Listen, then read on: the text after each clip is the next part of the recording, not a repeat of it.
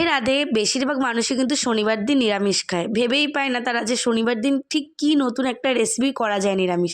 নিরামিষ দিনে এই পাঁপড়ের রেসিপিটা করলে কিন্তু বেশ ভালোই লাগবে। কিছুই না, জাস্ট 5-6টা সাইজের মিডিয়াম সাইজের পাঁপড় নিয়ে নিতে হবে। পাঁপড়গুলো একটুখানি 1-2 সেকেন্ডের জন্য এপিট ওপিট জলে একটুখানি ভিজিয়ে নিয়ে নামিয়ে নিতে হবে। তারপর একটা পেস্ট তৈরি করে নিতে হবে আলুর পুর বানার জন্য। পেস্টটা তৈরি করার জন্য লাগবে হলো আদা, কাঁচা লঙ্কা, টমেটো একটু ভাপ দিয়ে নেবো, আর দিয়েছি আমি একটু কাজু বাদাম, না থাকলেও দিতে হবে না।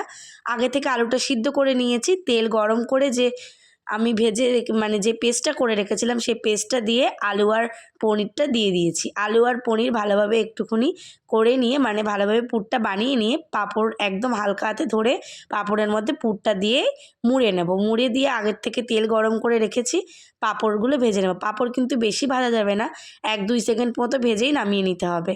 নামিয়ে নিয়ে তারপর যে গ্রেভিটা তৈরি করব তার জন্য দিয়ে দেবো জিরে, আর দিয়ে দেবো যে পেস্টটা করে রেখেছিলাম সেটা অল্প একটু ছিল, সেটা দিয়ে অল্প একটু আর জল দিয়ে দিয়েছি। আর আগেই তো জিরের গুঁড়ো ধনের গুঁড়ো পুরটা বানানোর সময় দিয়েছি, এর জন্য এখানে আর আমি ইউজ করিনি। যে পুরটা ছিল একটু, সেই পুরটা দিয়ে দিয়েছি গ্রেভিটা বানানোর জন্য। আর একটু আলাদা করে রেখেছিলাম পনির, তাই দিয়ে দিয়েছি। পনিরটা দিয়ে একটু ভালোভাবে নাড়াচাড়া করে নিয়ে জল দিয়ে দিতে হবে। জল দিয়ে যখন গ্রেভিটা হয়ে আসবে তখন ঠিক 5 মিনিট মানে যখন গ্রেভিটা নামানোর 5 মিনিট আগে আমাদের পাঁপড়গুলো দিয়ে দিতে হবে।